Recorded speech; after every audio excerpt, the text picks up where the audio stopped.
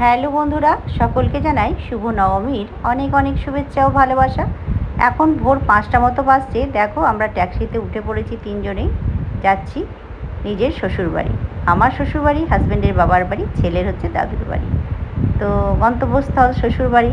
তো দেখো, হাওড়া স্টেশনে যাচ্ছি। তো ভোরবেলা কতজন ঠাকুর দেখে ফিরছে, কতজন ঠাকুর দেখতে যাচ্ছে। কলকাতাতে কিন্তু পুজোর সময় এরকমই চলে, সারা দিন রাত জুড়ে কিন্তু ঠাকুর দেখে মানুষেরা। তো ভোরের আলো ফুটে গেছে, সকাল হয়ে গেছে, আর ভীষণ ক্লান্ত বন্ধুরা সবাই। ওই রাত্রি 1টায় শুয়েছি, আবার 4টায় উঠতে হয়েছে ভোরবেলাতে। যেহেতু 5টাতে বেরোবো, 6টা 5-এ গণদেবতা এক্সপ্রেস আছে আমাদের হাওড়া থেকে। তো দেখো যাচ্ছি, কত সুন্দর লাগছে সকালের আবহাওয়া, পরিবেশটা। আর বন্ধুরা, আমার শরীরটা ভালো নেই, চোখ মুখ দেখেই বুঝতে পারছো। কালকে ঠাকুর দেখতে গিয়ে পড়ে গিয়ে একটু চোট পেয়েছি, তাই হাঁটাচলা করতেও অসুবিধা হচ্ছে।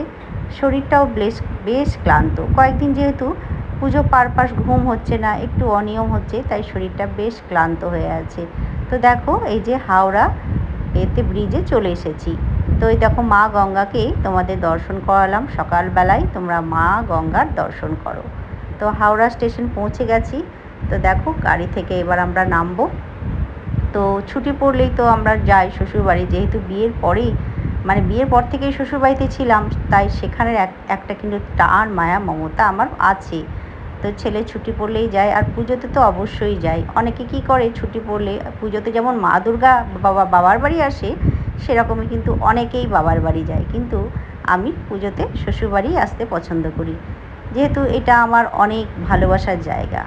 অনেক দিন ভালোবেসে অনেকগুলো বছর এখানে কাটিয়ে গেছি, তাই নিজের ভালোবাসার জায়গাটা ভুলতে পারি না বন্ধুরা। এখানে আমার অনেক প্রিয়, ভালোবাসার অনেক মানুষ আছে, আর নিজের মানুষরা তো অবশ্যই আছে।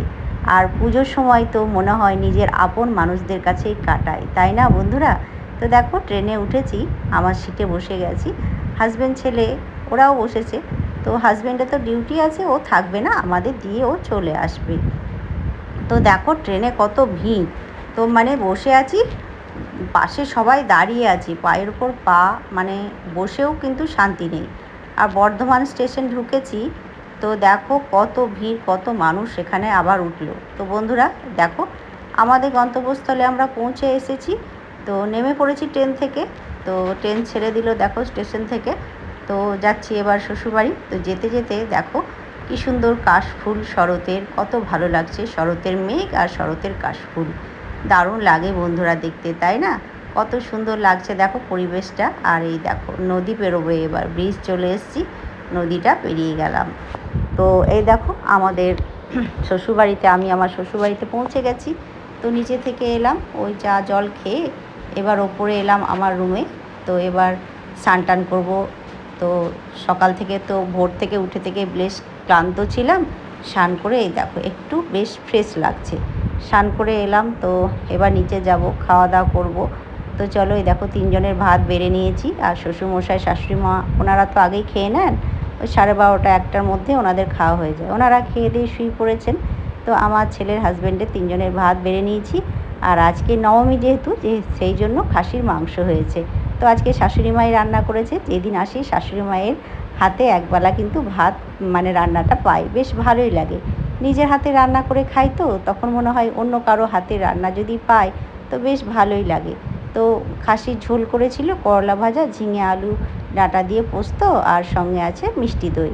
তো এই ছিল দুপুরে লাঞ্চের মেনু বন্ধুরা। তো বেশ মজা করে খাচ্ছি কিন্তু। আর শাশুড়িমা রান্নাটা ভালোই করেন, কিন্তু বেশ ভালোই করেছে। আর এই দেখো, খেয়ে দিয়ে এবার ওপরে এসেছি, ওপরে এসে একটু রেস্ট করব। আর সন্ধ্যের দিকে বেরোবো ঠাকুর দেখতে। আসতো নবমী, পুজো তো প্রায় শেষের দিকেই চলে এলো, কাল দশমী, কাল পুজো শেষ বন্ধুরা। তো ওই 4 দিন পুজো। তো চলো, সবাই ভালো থেকো, সুস্থ থেকো, টাটা।